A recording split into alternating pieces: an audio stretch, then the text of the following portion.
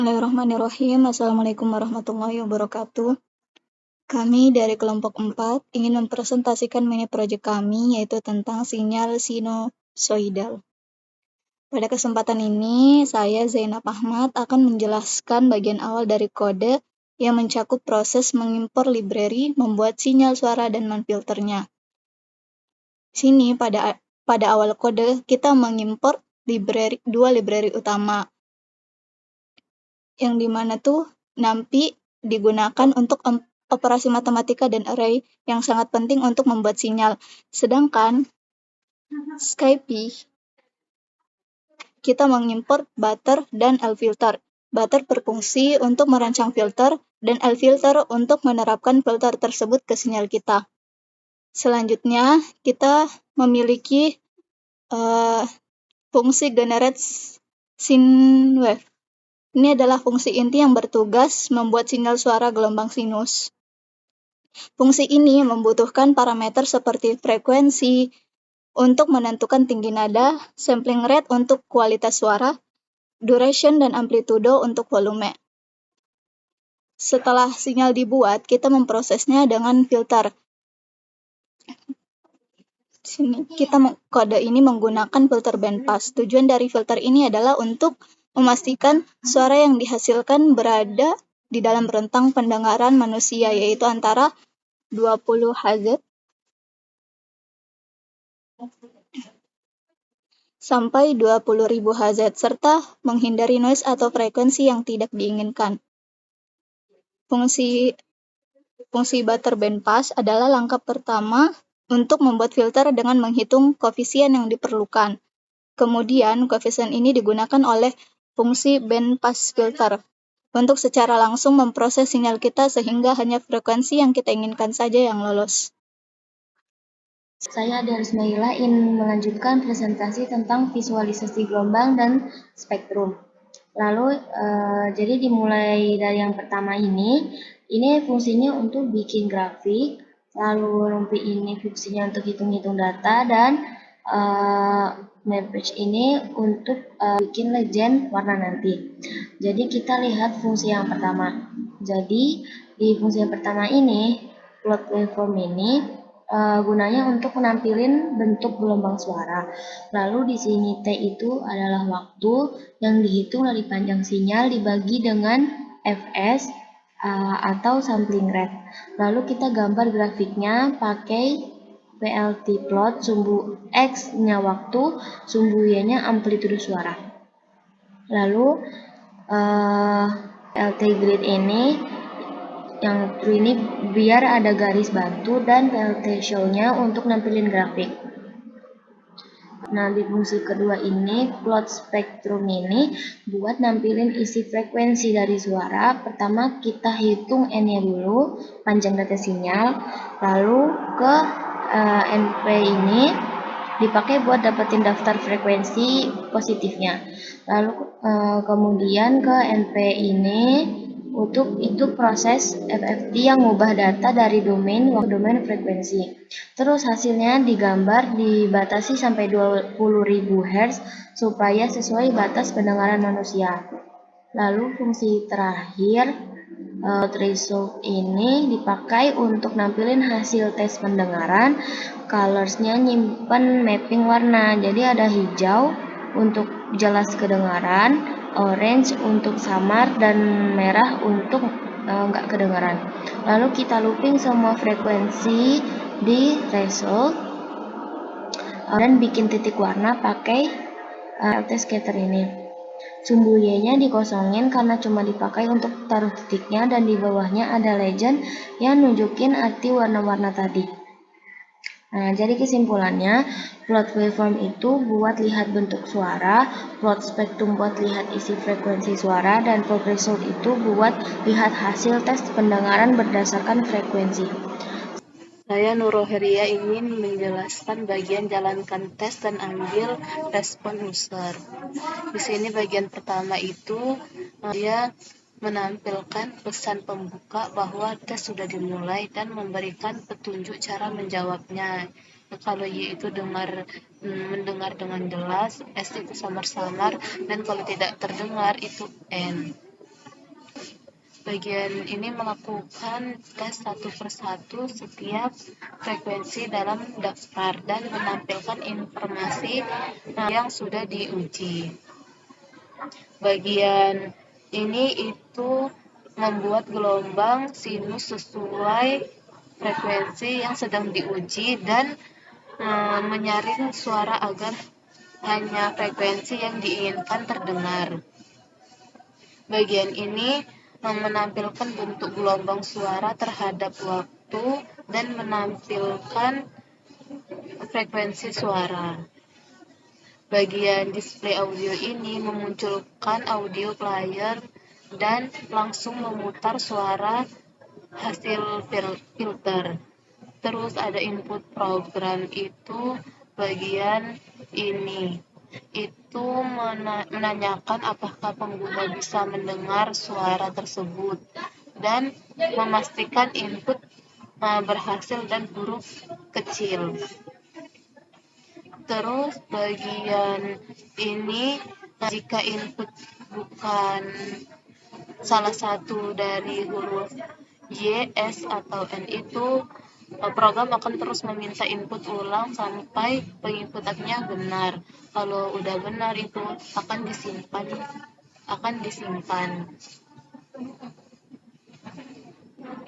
Saya, Naila Fatikah, ingin menjelaskan tentang analisis dan kesimpulan hasil tes dari proses-proses yang telah dijelaskan teman-teman saya sebelumnya.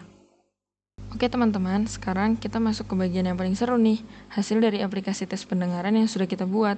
Dari hasil yang kita dapatkan, pertama-tama kita bisa lihat visualisasi gelombang sinusnya. Setiap frekuensi yang kita tes mulai dari 125 Hz, 250 Hz, sampai 16.000 Hz, menghasilkan pola gelombang sinus yang sangat jelas dan teratur. Ini membuktikan bahwa fungsi generate sine wave yang kita buat bekerja dengan sempurna. Terus yang kedua, dari hasil analisis spektrum frekuensi menggunakan FFT, kita bisa lihat bahwa setiap sinyal audio yang dihasilkan memiliki puncak yang tajam tepat di frekuensi yang kita inginkan. Misalnya, ketika kita generate 1000 Hz, puncaknya benar-benar muncul di 1000 Hz. Ini menunjukkan bahwa sinyal kita pure dan tidak ada distorsi yang berarti. Yang ketiga, bandpass filter yang kita implementasikan dengan rentang 20 Hz sampai 20.000 Hz berhasil membersihkan noise di luar rentang pendengaran manusia. Jadi suara yang keluar benar-benar optimal untuk telinga kita. Nah, yang paling menarik adalah hasil tes pendengaran interaktifnya. Dari hasil yang kita dapatkan tadi, user bisa mendengar dengan jelas frekuensi 125 Hz dan 250 Hz. Ini menunjukkan bahwa untuk frekuensi rendah, pendengaran masih dalam kondisi baik. Dan kalau kita lihat visualisasi hasil tesnya, kita punya sistem coding warna yang sangat intuitif. Hijau untuk dengar jelas, oranye untuk samar, merah untuk tidak terdengar. Ini memudahkan kita untuk langsung mengidentifikasi kondisi pendengaran di berbagai rentang frekuensi. Dari segi teknis, aplikasi kita menggunakan sampling rate 44.100 Hz dengan durasi tes 1,5 detik per frekuensi. Parameter ini dipilih karena 44.100 Hz adalah standar audio CD yang memberikan kualitas suara yang sangat baik, dan durasi 1,5 detik cukup untuk telinga menangkap sinyal tanpa membuat user bosan.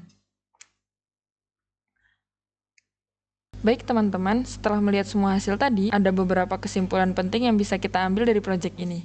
Pertama, dari sisi teknis, kita berhasil membangun aplikasi tes pendengaran yang komprehensif menggunakan Python, kombinasi NumPy untuk mathematical computation, SkyPy untuk signal processing, dan Matplotlib untuk visualisasi terbukti sangat powerful untuk aplikasi audio processing. Kedua, metodologi yang kita gunakan yaitu menggenerate sinyal sinusoidal murni, menerapkan bandpass filter, lalu memvisualisasikan hasil. Ini adalah approach yang sangat solid dalam digital signal processing.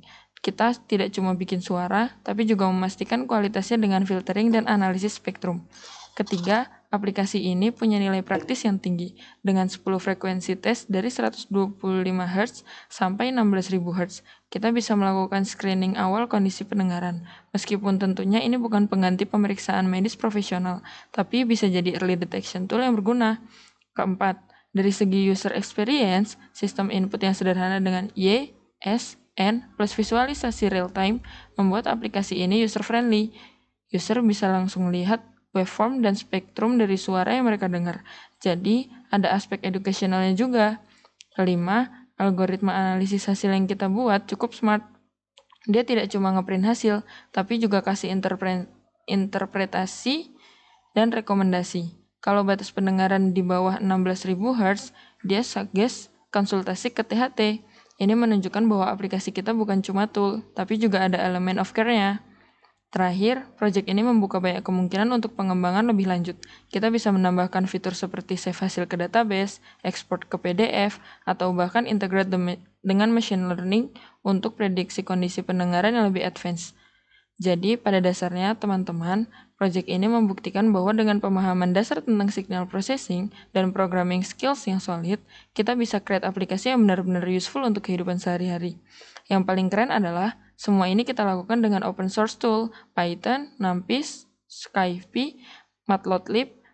Ini menunjukkan kekuatan ekosistem Python untuk scientific computing dan aplikasi real world.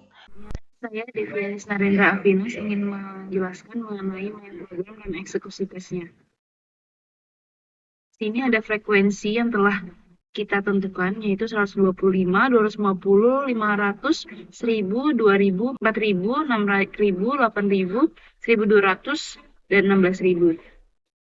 Ini adalah kode untuk menjalankan tesnya. Ini untuk menampilkan visualisasinya. Dan ini kesimpulan conclusion resultnya.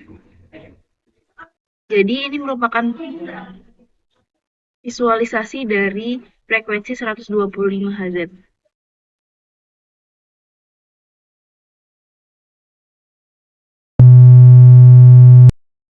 Di sini sudah ada pertanyaan, apakah kamu mendengar suara 125?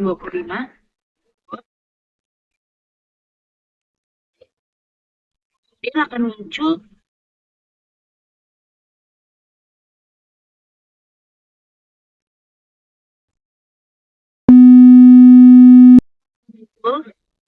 frekuensi 250 Hz. Ini merupakan grafiknya.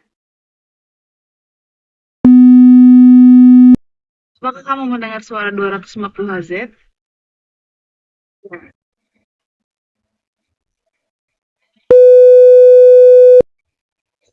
Ini merupakan frekuensi 500 Hz.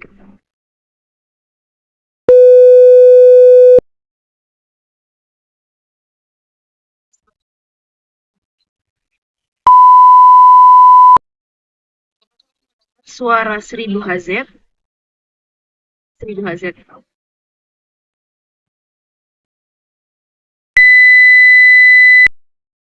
Ini merupakan frekuensi 2000 Hz.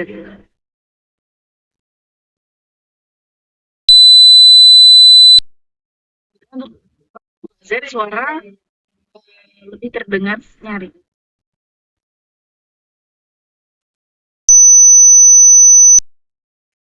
1000 Hz suara seperti fluid.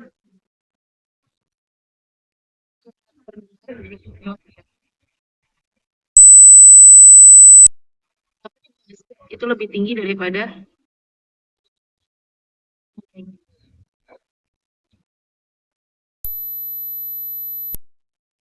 12.000 Hz.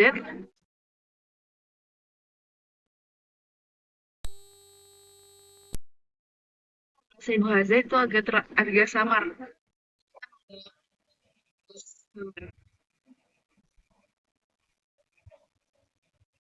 Ini merupakan hasil tes pendengarannya. Dapat disimpulkan bahwa kamu dapat mendengar dari 125 Hz hingga 1600 Hz. Pendengaran kamu masih dalam range normal. 20 sampai 16 Hz. Sekarang kita beralih ke UI dari tes pendengaran manusia ini. Ini merupakan gambarannya.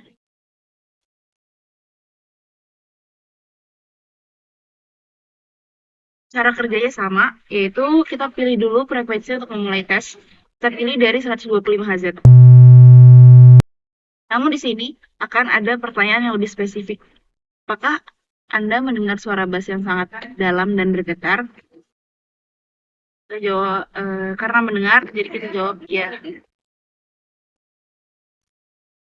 Jawaban bisa ya, bisa tidak. Simpan. Kemudian ayat 2000. Itu dengar lebih rendah. Kita suara terdengar Ibu Azeb.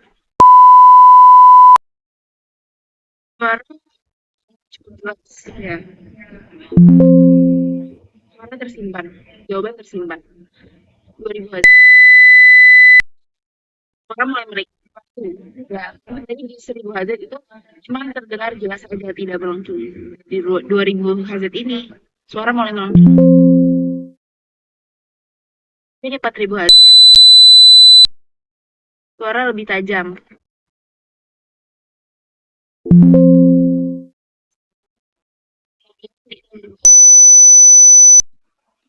Suara terdengar seperti itu. Jawabannya disimpan. 8000 Hazard. Anda mendengar suara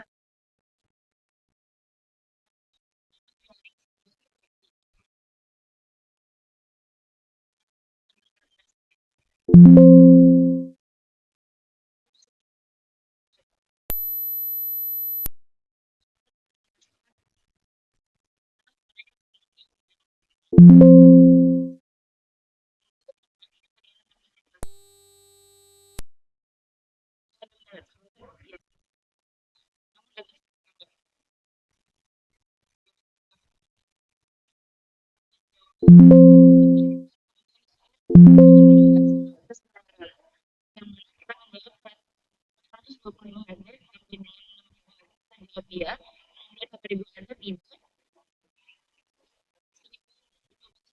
tidak 1000 Hazard sama. Sebenarnya pendengaran Anda mungkin kurang normal, disarankan konsultasi lebih lanjut. Karena di sini untuk hasil normalnya adalah ketika kita menjawab 125 Hz sampai dengan 8000 Hz itu dengan jawaban ya. Karena 8000 kita jawab tidak, maka akan muncul hasil akhir ini.